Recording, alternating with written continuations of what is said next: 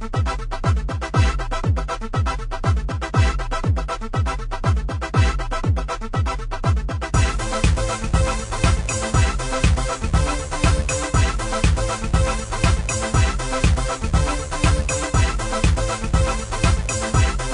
started as friends, and then we progressed into business.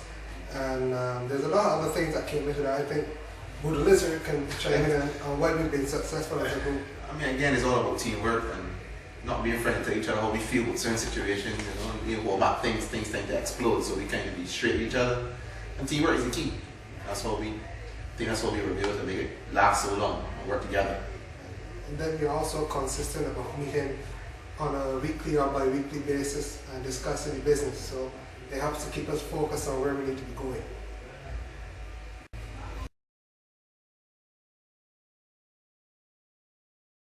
I guess it's just a natural progression.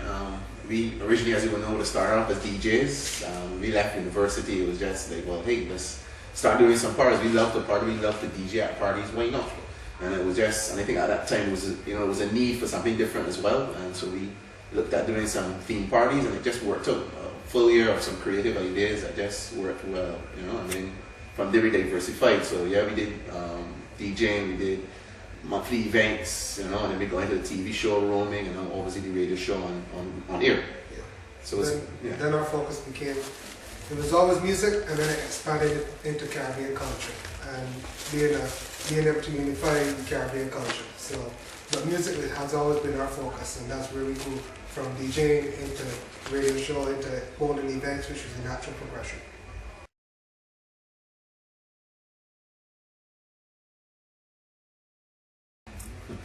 I guess the biggest issue there, I guess, one is the cost of living in Barbados. I mean, it's very expensive to do any really big creative idea you see going on all over the world. If you want to implement here, it may not be here, one, and two, it may be very expensive to do. For instance, we wanted to do a phone party. At that time, there was no phone machine on the island. So we had to either look to bring in one or buy our own. Besides that, it's like there's really no barriers to entry in terms of having events. Everybody can have an event. Anybody can have an event. Sorry, so it makes it a little more difficult. So on a given night, you may have 10 or 20 events. So if you don't put together a good marketing concert, have a good plan in terms of how you can get those people, it could become a problem.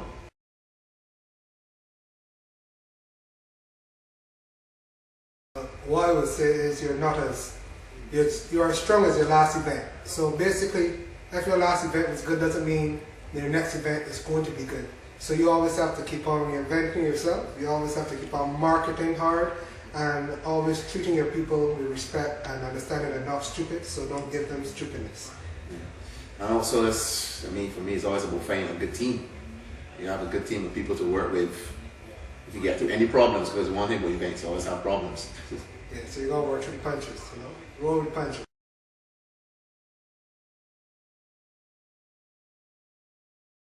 It's a big thing for Barbados. I think you would get a lot more all-inclusive parties happening. Of course, I believe more festivals will start happening in Barbados as well too. Definitely more people are partying in Barbados. I remember a time when having 1,000 people at a fete was a big thing. I don't know, you're having 14,000 people going to events and stuff like that. So it's, started seeing more trend towards festivals. If anything, started to happen very shortly. Yeah, but the flip side of that is that it's also been a recession. So you're finding, when you say a big thing, a lot of things have become smaller. People are going back to lemon in the rum shops and house parties, and you have to be extra creative in order to keep people.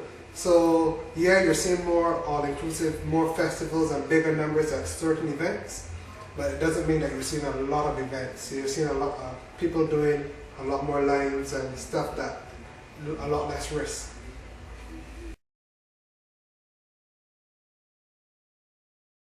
Next move. I guess the next move for us is, I guess, we'll continue to bring up some new creative events and parties. Make it bigger and better as usual. We'll probably continue to push Caribbean music. We have our online radio, which we'll continue to push.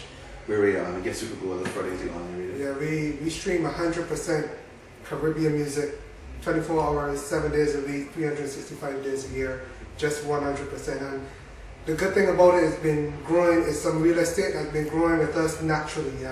People from all across the road weekly email us asking us, what's that song we heard on your radio station? And a lot of them from overseas never heard of our local artists. Up to the other day, we had an artist ask about Billy Kincaid and Kite, and this was a person from, I can't remember what country. Yeah, maybe Netherlands or somewhere, but I was able to give them all the information where they can go to purchase the same song online and whatnot. And I think that is the direction too. We always wanted to unify the Caribbean culture. It's not been easy because politically we're not unified.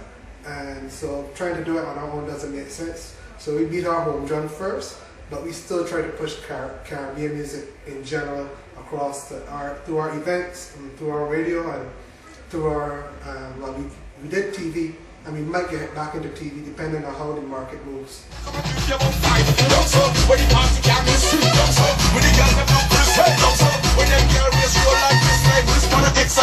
If I have to pay, I'm in the cannabis. Security, they gonna look for cannabis. Pull see cannabis, me the half on this. One of the actually walk on me, have some of this. Give me both the ties and give me the companies. When everybody come, pull a want some of this. See the girl, you whatever.